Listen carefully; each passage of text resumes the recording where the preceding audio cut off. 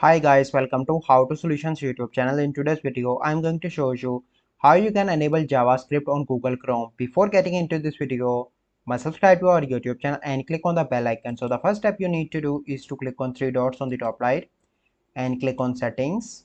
And here you need to search for site settings. And here you can see that you simply need to click on that and scroll down, and in the content you will find an option of JavaScript. Click on that and you simply need to click on sites can use JavaScript, and here you can customize behavior. You can add different websites that not allowed to use JavaScript, and here you can add websites allowed to use JavaScript. Click on add and you can simply add a website here. So this is the process by which you can enable JavaScript on Google Chrome. I hope you find this video helpful. If you find this video helpful, must like this video, subscribe to our YouTube channel for future videos. We'll see you in the next video. Thank you. Have a good day.